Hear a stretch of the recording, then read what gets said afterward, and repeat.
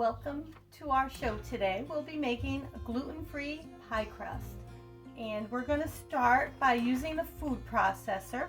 And I have 1.5 cups plus 1 tablespoon of almond flour in my bowl of my food processor. And to this I will add 1.5 cups plus 1 tablespoon of tapioca flour as well. And we will add a 1/2 teaspoon of salt. And I am adding a 1/4 teaspoon of a confectioner non-calorie sweetener. I'm not using monk fruit today, believe it or not, but I am using the brand Swerve, which I do like. They make a confectioner sugar form of their non-calorie sweetener. So I am using a 1/4 cup of that to our pie crust. And I am adding not a 1/4 cup, a 1/4 teaspoon of the confection sugar, Swerve brand, non-calorie. And I have a 1/4 teaspoon of cream of tartar and an 1/8 teaspoon of baking soda. If you do not have cream of tartar or baking soda, you could use a 1/2 teaspoon of baking powder in place of both of those ingredients. And I'm just going to put the lid on the food processor and pulse this a few times till it's mixed together well. Now that our dough is pulsed together and mixed well, the dry ingredients, we're just going to push this aside for a minute. And we're going to take another bowl. I'm using a 4-cup measuring pitcher, but you can use whatever works for you. And I have in it already 1 large egg. You could also use an egg substitute like I did in my ginger cookies, if you've seen that video, if that's been posted. It is flax meal and water run through the blender, and then you just pour out a 1/4 cup for each egg that you're substituting. It's a 1/4 cup of flax meal and 1 cup of water in the blender for 2 minutes. So we're going to the egg, I am adding a 1/3 cup of ghee at room temperature. It's nice and soft. That's why I'm choosing the ghee. You could also use butter if you softened it to room temperature. Or you could use coconut oil if that's something you like. Also a non-traditional shortening, Nutiva and Spectrum make some great shortenings that are made from palm oil, and they're not hydrogenated and no trans fats. You could try that in your crust as well. And I am also adding a teaspoon of vinegar.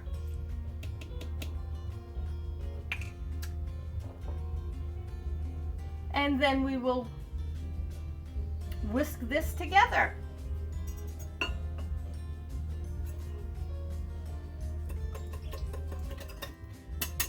Okay, our ghee, egg, and vinegar are all whisked together as good as you're gonna get them.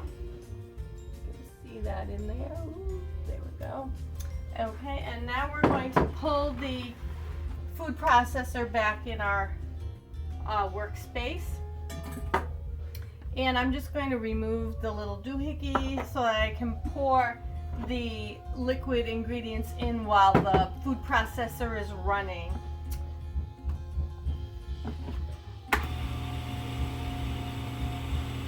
I'm going to take the cover off and scrape down the sides a little bit.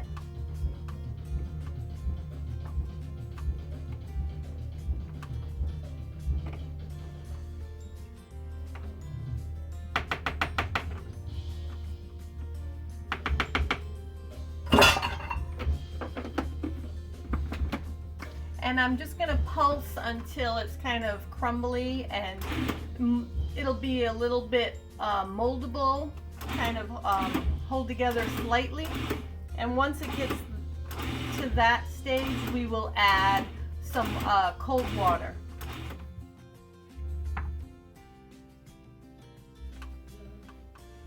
So you can see that's kind of moldable, holds its shape a bit. So now we will add cold water to the dough, 1 teaspoon at a time, until it holds together.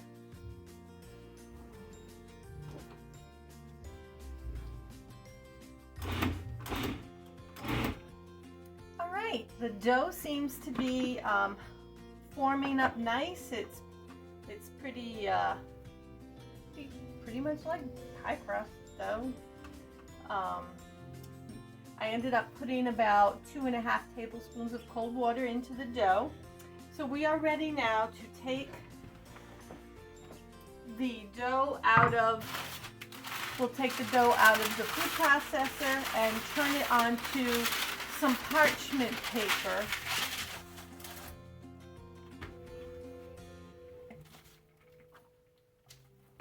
If your dough is too moist, you can certainly add some tapioca flour to it so that you can roll it out. This is enough pie dough to make a 2-crust pie. So I am going to cut this in half, or as close to half as I can. And I'm just going to place a piece in the food processor while we are rolling out the bottom crust. And I'm going to take another piece of parchment paper and just put it on top and roll it out. And I am making a turkey pot pie with my pie dough today. Not a dessert, sorry to disappoint. But I am putting it in a square casserole dish. It's about 8 inches, and you could do a 9-inch if you had it. I don't have enough filling for a 9-inch, so we're doing a smaller pan today. And the bottom is greased a bit. So just take your rolling pin and roll out the dough to fit your size pan. Okay, my dough is rolled out to my desired size, or at least I think it is, and I am going to, this is the part I hate, I'm going to put the dough in my dish.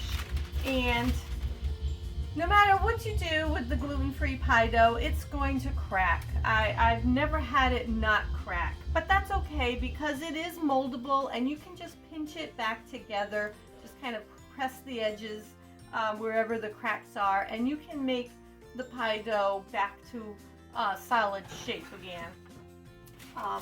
So since I know it's just gonna break anyway, I'm just going to flip it over and fix it after.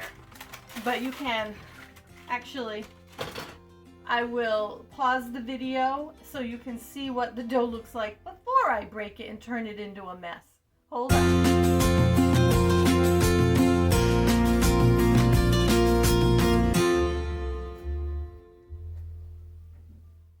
Okay, so you saw what the dough looked like all rolled out. Now I'm going to try to put it in the pan. And I love pot pie, so it's worth the effort for me to do this. I'm not so much of a fan of, say, I don't know, other pies. I do like apple pie in the fall, and that's probably about it. I mean, I'm not saying I wouldn't eat a nice pie, because it is very yummy, but I just find, you know, I don't want to go to all the trouble. I'd much rather have some chocolate. So I will go to the trouble for a nice pot pie, but let's do this and you can see what I mean.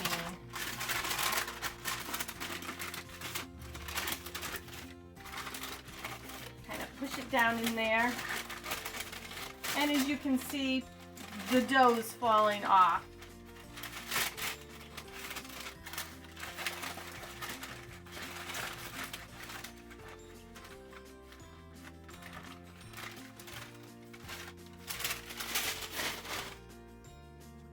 So now I am going to fix it all because it's not, as you can see here, there's dough on the side of the container. There's more on this side as well. So the bottom is pretty good. It's the sides mostly that broke and fell apart. So give me a few minutes to fix this and I'll show you how it looks.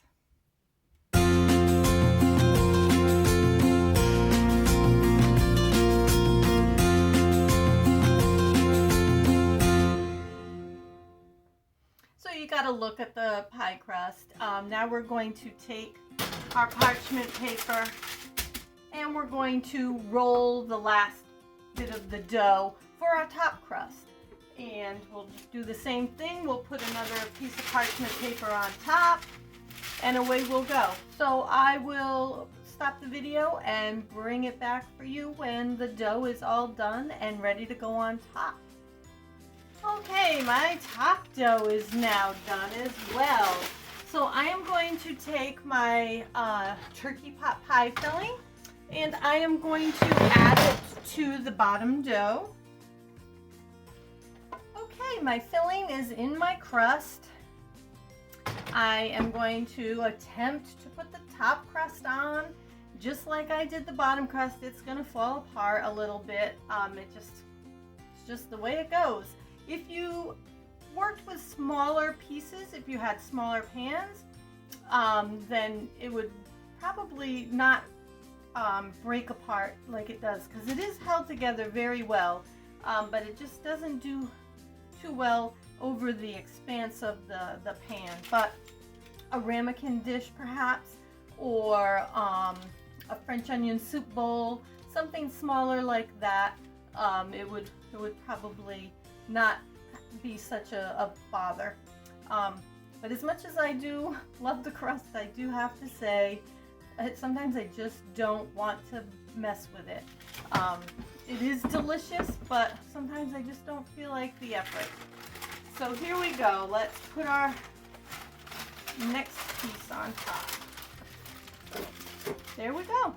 Now we're just going to push it down in and pinch our edges together just like a regular pie dough.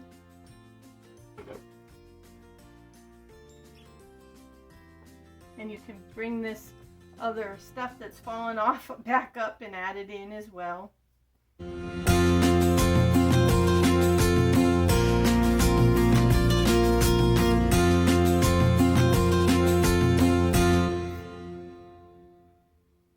You could see in the clip just before this, there is some cracks in the top. They weren't there till I started pushing and making the edges, but it does happen. Especially my filling was kind of warm, so the dough's gonna be very soft, and the cracks can come a little easier. If you don't have cracks, you will want to take a knife and just kind of poke your crust a little bit, but I'm not going to bother because I've got a few cracks, so it'll be fine. But I'm going to put this in the oven at 350 and probably bake it for about 30 to 40 minutes, and I'll take it out and let you see what it looks like when it's all done.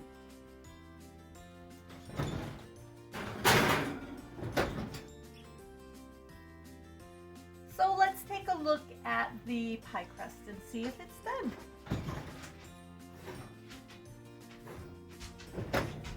Oh yes, that looks very nice. It's bubbling on the edges. Can you see that? I will turn the camera off and flip it around so you can see the crust it's firm, like crust should be. The edges are kind of golden a little bit, slightly brown, and the filling is bubbling. So we'll take a look.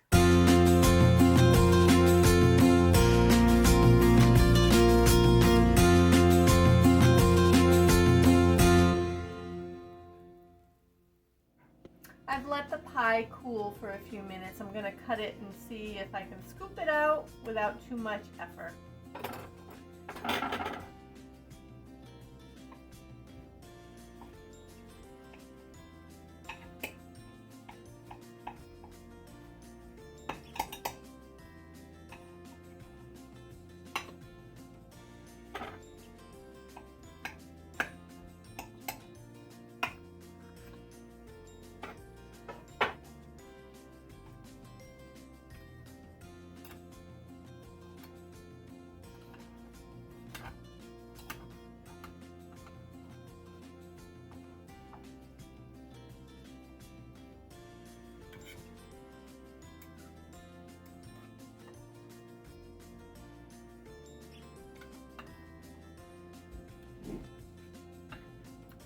So there you have it, some turkey pot pie.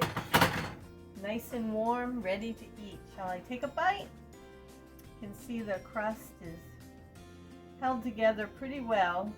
The first piece always falls apart. You know that with any pie anyway, right? Let's take a little bite here, shall we?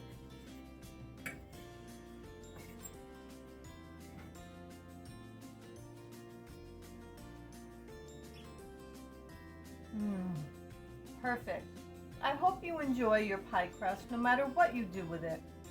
Whether you make a savory dish or a yummy dessert like apple pie. And I'll catch you next time in one of our gluten-free videos. Have a great day.